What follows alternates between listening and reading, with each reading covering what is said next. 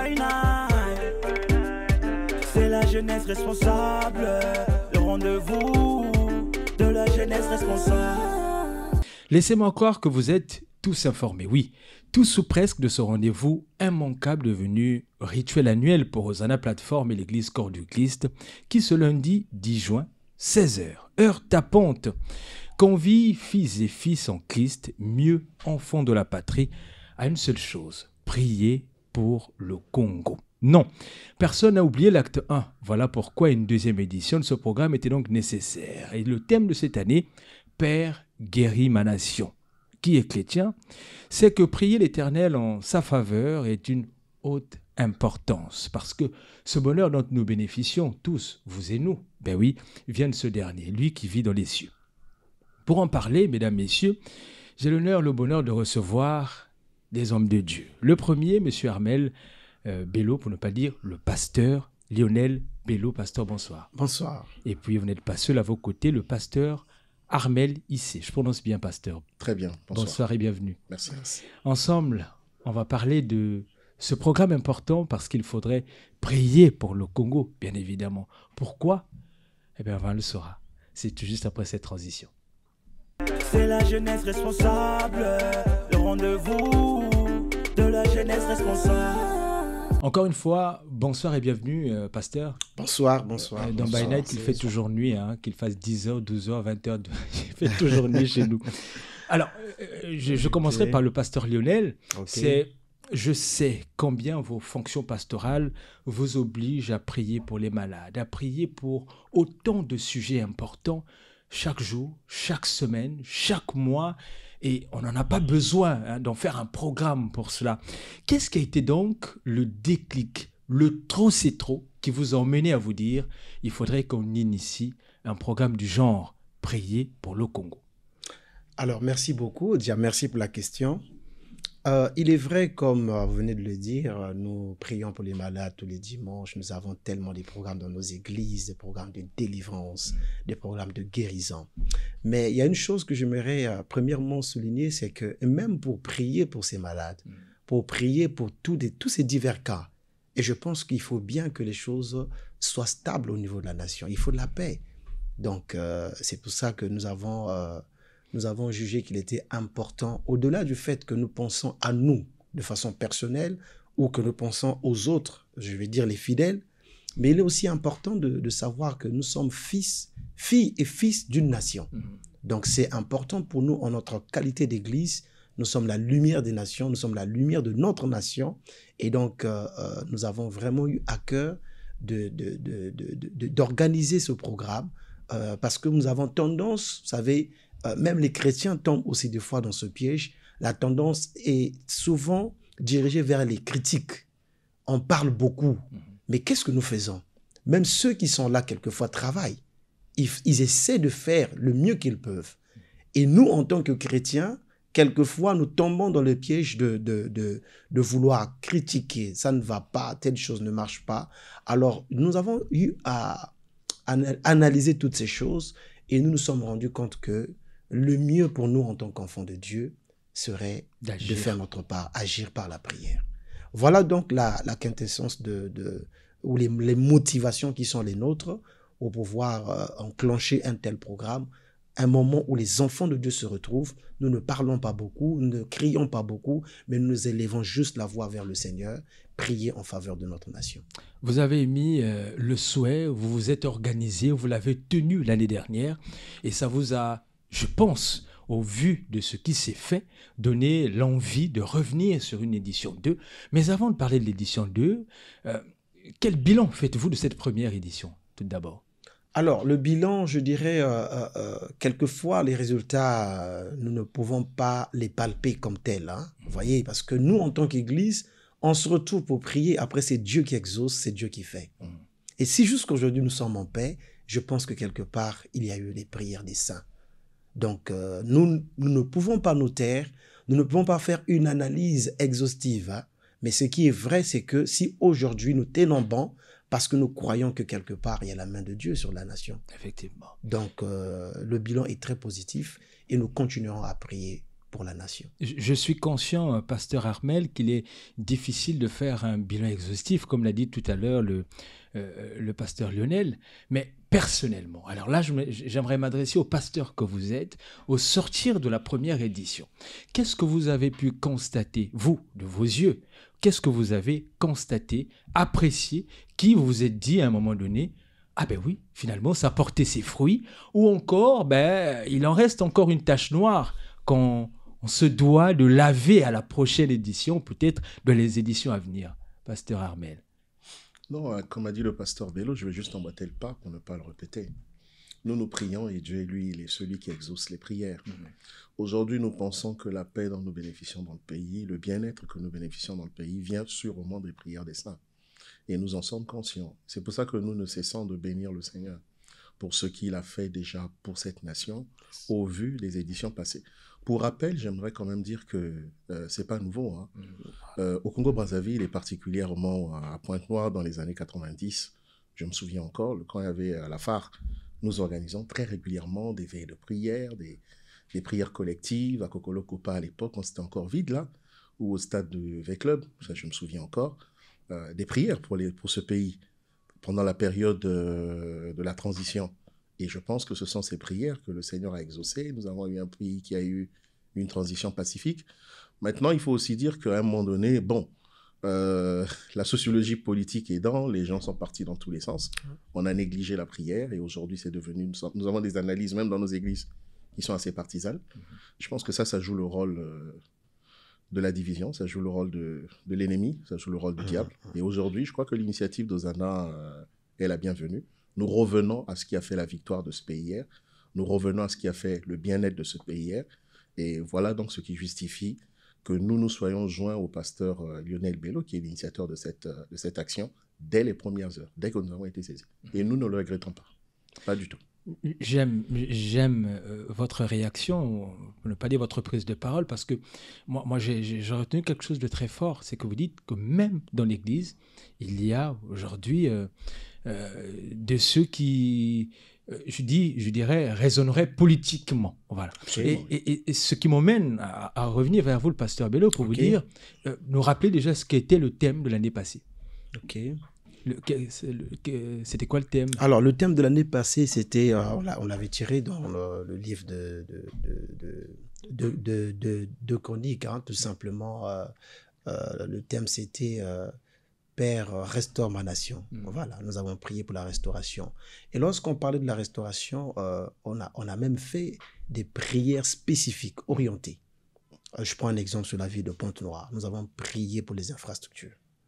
On a prié pour toutes ces choses. On a prié pour, par exemple, le phénomène bébé noir. Ce n'est pas encore fini, mais nous continuons à prier dans ce sens-là. Donc, voilà un peu, en ce qui concerne le thème de l'année dernière, nous étions axés sur la restauration. Voilà. Et je pose cette question simplement pour que vous nous plongiez un peu dans le secret même de la chose. Comment on arrive à l'élaboration d'un thème? Celui-là était d'une puissance. Cette année également, Père, guéris ma nation. Comment ça se décide, un thème de ce genre, pour une telle campagne, quand on est pasteur? Merci beaucoup. Alors, ce thème, premièrement, je l'ai tiré dans le livre de Jérémie, hein, Jérémie 33, verset 6. Je vais lire rapidement. Allez-y. Il est écrit, « Voici, je lui donnerai la guérison et la santé. Je les guérirai et je leur ouvrirai une source abondante de paix et de fidélité. » Alors ici, lorsqu'on examine ce texte, on voit très bien dans le départ, c'est lui-même qui parle. « Voici, je lui donnerai la guérison. » N'est-ce pas? Alors, en faisant le point ou le diagnostic de notre nation, tout à l'heure, j'ai parlé de phénomènes, par exemple, bébé noir. Il y a plusieurs mots. Vous pouvez faire un tour dans des hôpitaux. Vous allez comprendre que, mais franchement, la situation n'est pas toujours facile. Voilà. Je ne dirais pas impossible. C'est possible que nous puissions relever tout ce qui est à terre aujourd'hui dans notre nation. Alors, lorsque nous parlons de la guérison de la nation, c'est vraiment la guérison des maux. Il y a des maux qui doivent être guéris. Voilà. Donc, nous avons fait une analyse. Parce que n'oubliez pas que historiquement parlant, la date du 10 juin est très stratégique, mais aussi historique. Vous savez, comme vous le savez, hein, vous le savez plus que moi, nous sommes un 10 juin 1991. il y a eu ce qu'on appelle le lavement des mains. Tout à fait. Donc, il y a eu la réconciliation de toutes les je veux dire, les partis politiques, tout ça. Donc, c'est sur cette base que nous nous sommes dit, c'est vrai qu'on parle du 10 juin, journée de la réconciliation, ces journées chômées payées, les gens sont à la maison, mais pourquoi pas? Parce que nous croyons à l'acte qui avait été posé, c'était un acte symbolique très profond. Et donc, sur cette base-là, nous n'avons pas voulu laisser passer cette date comme ça. Et le Saint-Esprit nous a mis à cœur. C'est vrai qu'il y aura toujours d'autres programmes. On pourra se retrouver, on va prier. Mais à cette date-là, on a voulu qu'il y ait un moment particulier où nous nous retrouvons sur la base d'un constat, sur la base de tout ce que nous pouvons voir autour de nous, élever la voix vers le Seigneur. Alors, Père, guéris ma nation, c'est pour dire, Père, je viens en fait présenter les mots qui minent ma nation. Mais je sais que là où les hommes ne peuvent peut-être plus rien faire, toi, tu es capable de faire. Tu es capable de guérir. Tu es capable de restaurer. Tu es capable de faire quelque chose pour ma nation. Donc, voilà un peu le but pour lequel nous avons mis l'accent sur ce thème, Père, guéris ma nation. Et avec vous, Pasteur Armel, Père, guéris ma nation. J'ai comme l'impression qu'il a eu un scanner de l'état de notre nation, sans faire de polémique. Et moi, je m'en vais vous poser la question de savoir, Pasteur Armel, s'il faille faire, au sorti d'un diagnostic, on va se fixer une ordonnance. Dans quel état est notre République en ce moment? Grave? Très grave? Bon, je répondrai à la question. Vous savez, je vais être direct. Je tiens à dire déjà une chose, je l'ai dit ce matin, je le répète tout le temps. Je crois que le Congo est l'un des plus beaux pays dans le monde. Yes. Je le dis, je le confirme. J'ai quand même fait 5 continents sur la Terre. Le Congo est un très beau pays. Vous chercherez tout ce que vous voulez. Que ce que je dis aux gens à l'étranger, imaginez quelque chose que vous aimeriez avoir dans votre pays. Quelqu'un dit, nous aimerions avoir des minerais. Je dis, j'en ai chez moi. Ah, on aimerait avoir une côte, mais on a 120 km de côte chez nous. On aimerait avoir des fleuves, mais on a l'un des plus puissants du monde. Yes. On aimerait avoir des lacs, mais rien qu'à Point-Nord, il doit avoir 7 ou 8 lacs. Yes. On doit avoir la forêt, mais chez nous, elle est à perte de vue. Exact. Ce pays est un pays magnifique, est un pays extraordinaire. Il n'y a pas, je pense pas, il n'y en a pas 2, 3 comme ça sur la planète, et le climat, il est stable, beaucoup de choses. Donc, je crois que nous avons un très beau pays. Arrêtons déjà de croire que nous sommes en enfer ici. Non, nous sommes très bien ici. Ça, c'est la première des choses pour le diagnostic. Deuxièmement, j'aimerais bondir sur quelque chose que vous avez dit. C'est que vous avez dit que nous avons la priorité de prier pour les malades et autres. Je dis non, ce n'est pas ça la priorité de l'Église. 1 Timothée chapitre 2, verset 1, demande une chose très simple. Je vais vous le lire, si vous voulez, pour que nous soyons sûrs que ce que nous disons vient des Écritures. L'apôtre Paul dit par le Saint-Esprit, j'exhorte donc avant toute chose, donc il y a une primauté à faire des prières, des supplications, des requêtes, des actions de grâce pour tous les hommes, il continue, pour les rois et pour tous ceux qui sont élevés en dignité, afin que nous menions une vie paisible et tranquille, en toute piété et honnêteté. Donc, ce n'est pas la terre qui a un problème, plutôt l'Église a inversé l'ordre des choses. Nous mettons d'abord la priorité sur les malades, nous mettons la priorité sur les délivrances. Mais la Bible dit ici, premièrement, l'action devait être mise, la prière devait être adressée à Dieu pour les hommes qui sont élevés en dignité. Parce que ceux qui nous dirigent, ils ont besoin de nos prières. Nous sommes sur une terre bénie, ça on ne le dira pas assez. Nous avons des leaders qui sont des hommes conscients de leur mission. Mais malheureusement, vous savez, il y a des choses qui sont au-delà de la compétence humaine. Ça relève du spirituel. Il ne faut pas oublier que c'est le spirituel qui a donné naissance au physique. C'est le spirituel qui gouverne le physique. Donc nous, il nous faut prier pour ces personnes, pour que ces personnes aient la capacité managériale, le leadership qu'il faut pour pouvoir nous emmener à ce que nous vivons les biens de cette nation, les biens de ce pays, mener une vie paisible et tranquille. Ça, c'est très important. Et ce point est important dans les églises. Juste une anecdote.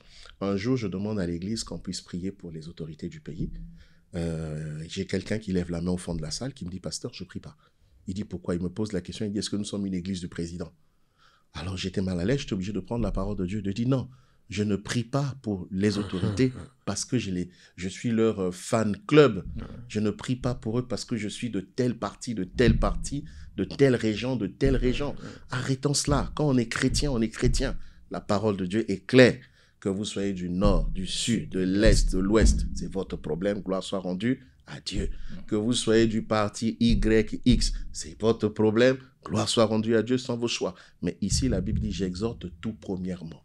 Donc, si vous êtes chrétien et que vous obéissez à la parole de Dieu, commençons par prier. Et comme a dit le pasteur Lionel, arrêtons de critiquer, arrêtons de tirer dessus, commençons à prier. Agir. Voilà. Notre rôle, c'est prier. C'est prier. Voilà. Des prières pour que la nation, dans toutes ces sphères existentielles, prenne de la santé, de l'énergie nécessaire pour que fils et filles que vous êtes et que nous sommes puissent effectivement trouver sa part, grandissent dans le plus grand amour et contribuent également au développement de la nation. Justement.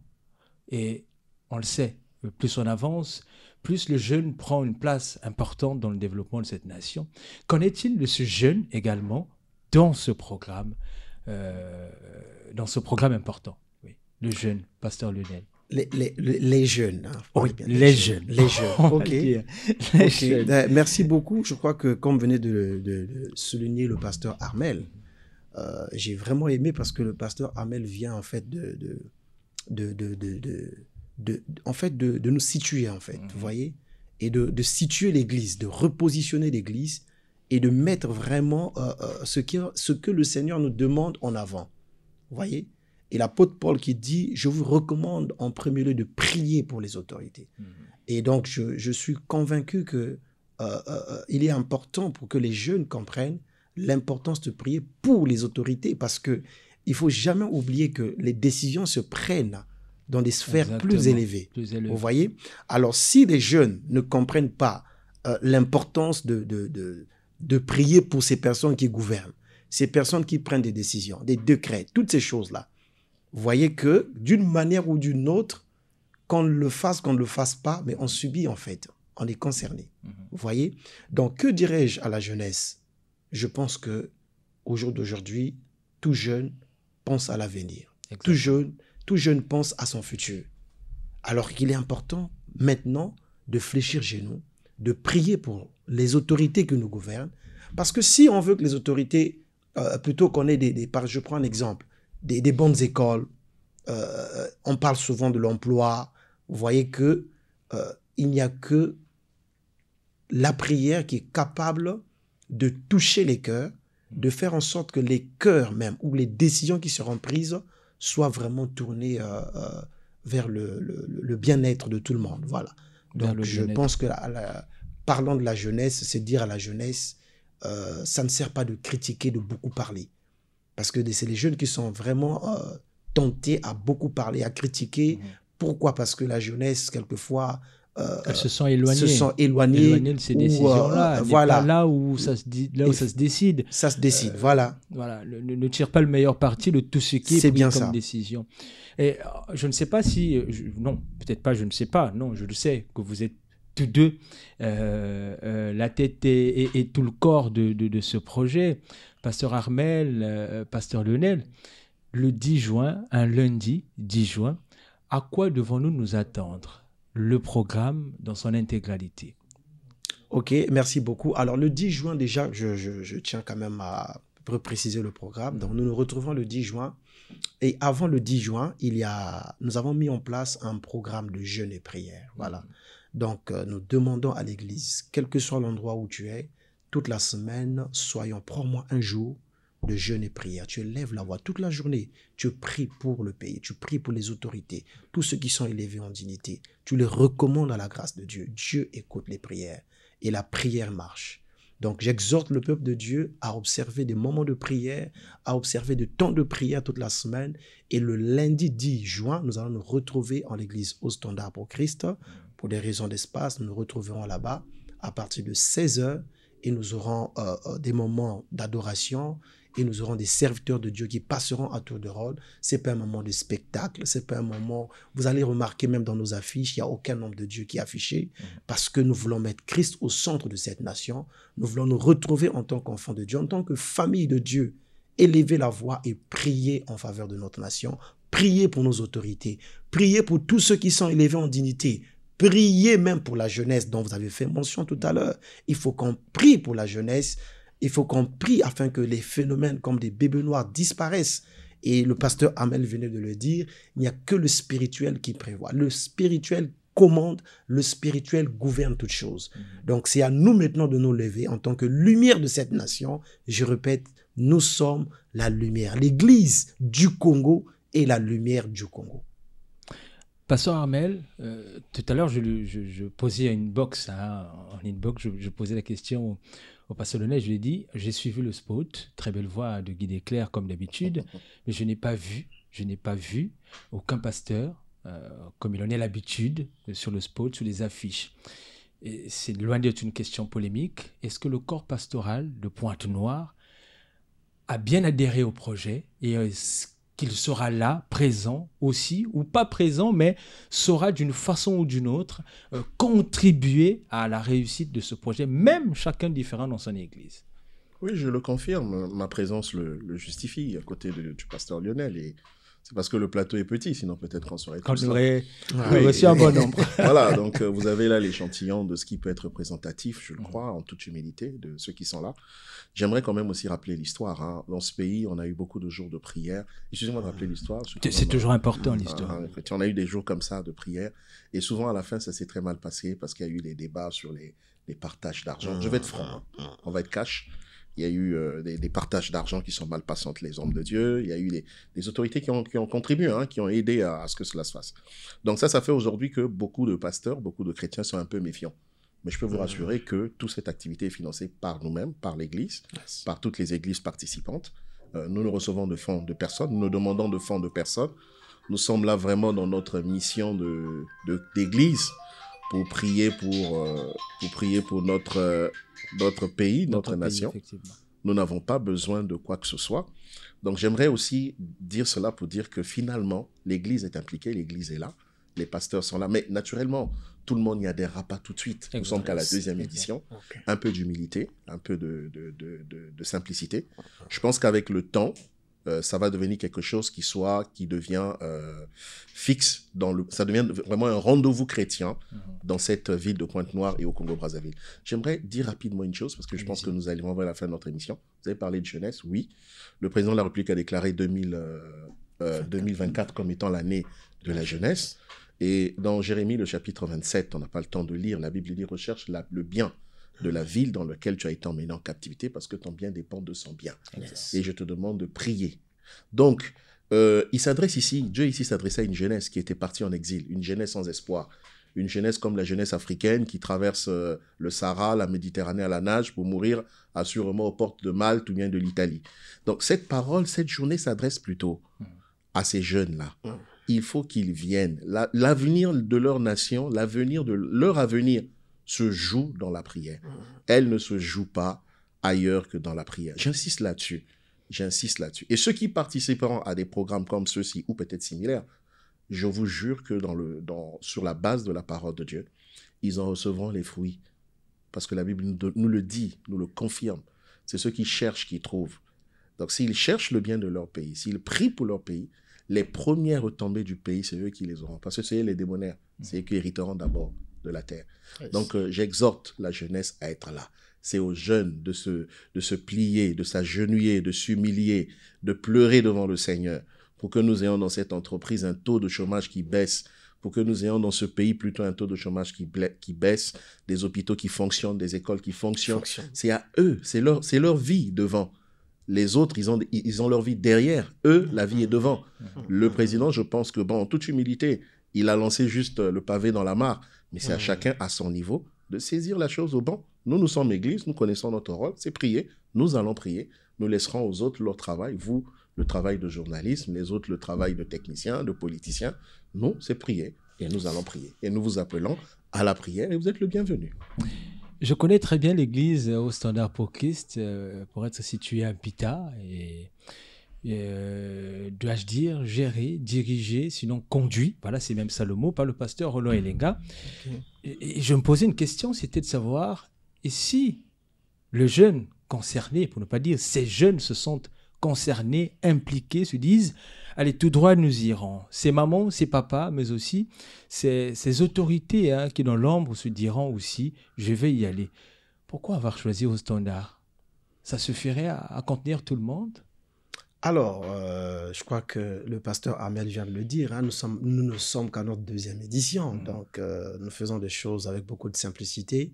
Voilà, donc dans un premier temps, nous avons jugé encore réorganiser la 2e édition à Ostenda, parce que la 1re édition, nous l'avons fait également là-bas, et il y a quand même assez d'espace. Hein, oui, dans un ça premier temps, juge. voilà, donc nous pensons que dans un premier temps, nous le faisons simplement, voilà. Voilà. Et puis, les prochaines années, on verra comment les choses vont être organisées et conduites par le Seigneur. Sinon, dans un premier temps, le choix a été fixé sur Ostenda d'un commun accord. D'un commun accord. Voilà. On a parlé du jeune, qui est donc l'avenir de demain, mais devons-nous aussi parler de ces autorités pour qui, peut-être pas individuellement, sinon dans un bloc en général, les prières sont adressées vers le Seigneur.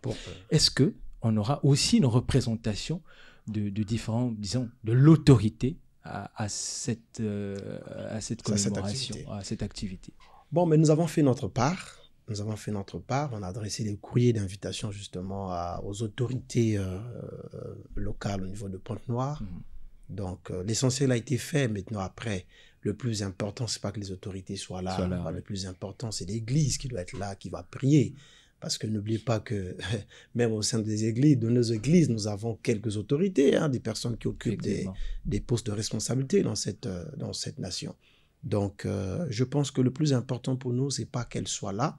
Le plus important, c'est que nous soyons là pour prier.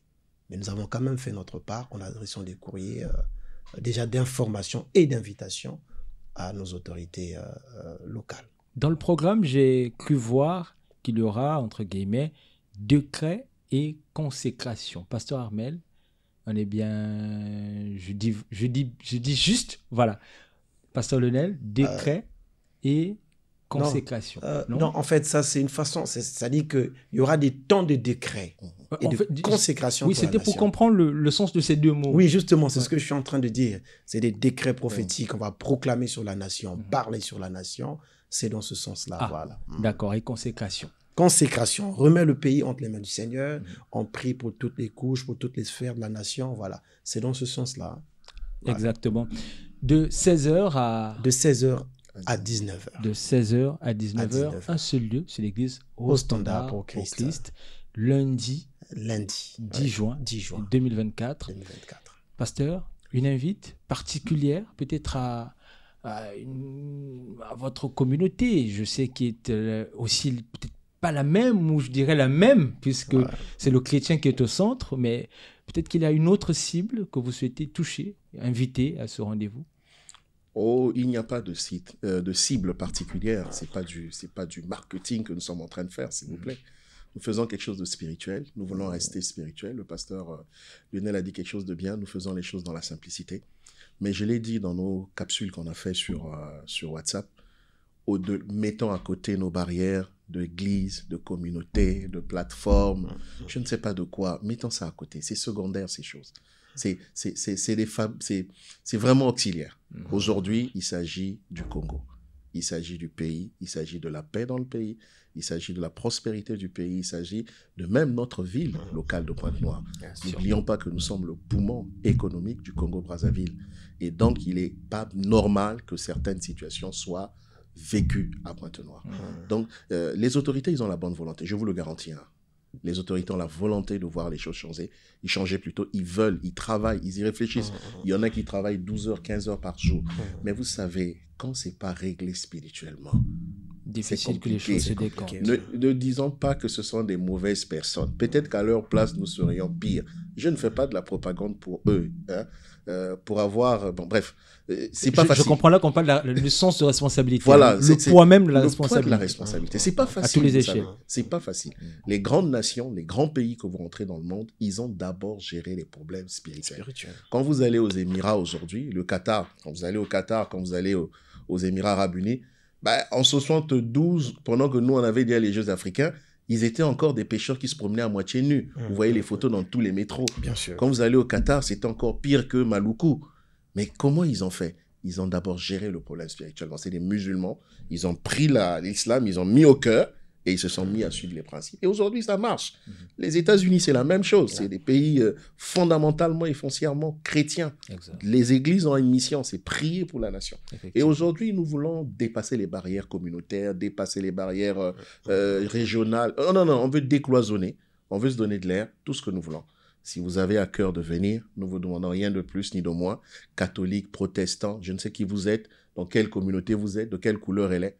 Venez si vous avez un peu d'amour pour ce pays. Comme dit le Seigneur, si 2 personnes s'accordent pour demander une chose quelconque à mon Père qui est dans les cieux, cela leur sera accordé. Venez, on va s'accorder, on va prier et Dieu va exaucer. Et nous le croyons que Dieu va faire. 30 secondes peut-être pour se dire un dernier mot, mais aussi ne pas oublier que le corps pastoral est en deuil pour avoir perdu un de ses dignes fils, l'aîné de la République démocratique du Congo. Oui. Ah oui, effectivement, nous venons de perdre un père, le pasteur Barouti, qui est reparti vers le Seigneur. Exact. Voilà, nous rendons gloire à Dieu pour son parcours sur terre, pour la mission qu'il a eu à accomplir. Nous bénissons le Seigneur. Alors très rapidement, ce que j'aimerais rajouter sur ce que le pasteur Armel vient de dire, c'est vraiment mobilisons-nous autour de Christ. Voilà, nous sommes le corps de Christ. Retrouvons-nous. Mettons de côté nos barrières, nos clivages ecclésiastiques, mais unissons-nous parce que nous croyons en la puissance de la prière corporative. Soyons unis d'un même esprit, conduits d'un même esprit, élevons la voix et nous croyons que le fait de se retrouver ensemble et de parler au Seigneur, de prier en faveur de notre nation, le Seigneur est capable de faire énormément de choses. Alors, j'aimerais juste préciser quelque chose. Au niveau du centre chrétien Hosanna, l'église que je dirige, nous sommes à Songolo, en face de la Concorde. Nous mettons en place une chaîne de prière de 24 heures, ouverte au corps de Christ. À partir de ce vendredi, nous serons à l'église dès 18h jusqu'au lendemain 18h. Donc, 24 heures de prière non-stop pour la nation. En prélude justement de notre activité du 10 juin, nous nous retrouverons le 10 juin pour clôturer. Donc, tout le monde est convié, des frères et sœurs qui sont dans d'autres églises. Vous pouvez choisir une tranche horaire. Venez à 12h, à 11h, à 15h. Venez vous associer avec nous dans la prière. Il y a des bien-aimés qui vont rester à l'église toute la journée pour des temps d'intercession en faveur de la nation. Nous avons la foi et la ferme assurance que Dieu est capable de restaurer et de guérir cette nation. Venons nombreux ensemble, élevons nos mains, que les saints élèvent la main, que les saints élèvent la voix en faveur du Congo, notre beau pays. Que Dieu vous bénisse. J'ai foi que moi, dans mon fauteuil, dans les profondeurs de mon âge, peut-être 80, 90 ans, je serais porté ce témoignage de voir combien toutes ces prières dressées vers le plus grand des êtres dans le ciel puissent porter ses fruits. Témoignage, c'est sur ce clip de la sœur Eunice que je nous laisse, mais vraiment dans l'espoir et dans la certitude que toutes ces prières n'iront en vain ou ne serviront en vain, que tout cela porte ses fruits. Voilà, donc chez nous à la maison, nous avons reçu les pasteurs, Lionel Bello, merci encore pasteur, merci, mais aussi le pasteur Armel Issé. Voilà, je suis arrivé. Merci encore de votre passage et je sais, j'ai foi que tout cela nous emmènera ou nous conduira à de fruits, mais vraiment de fruits de bonne qualité, pasteur. Merci. Encore une fois, bonne continuation à vous. Merci. Merci. Bye night, c'en est la fin. Prenez soin de vous, car chaque jour est une vie. Travaillons toujours, mais vraiment toujours à la bonté des choses. Au revoir. Merci. Merci. Merci. C'est la jeunesse responsable, le rendez-vous de la jeunesse responsable.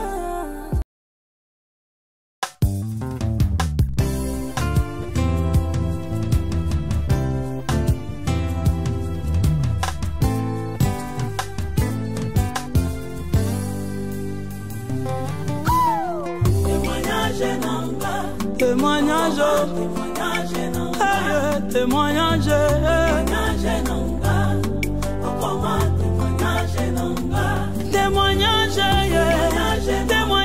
témoignage, témoignage, témoignage, alléluia, Toba.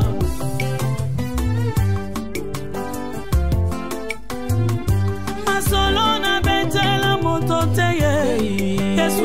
témoignage. Masolo na bete la motote. Oh, ya témoignage. Masolo ya binanga ya chambre. Qu'est-ce comme témoignage?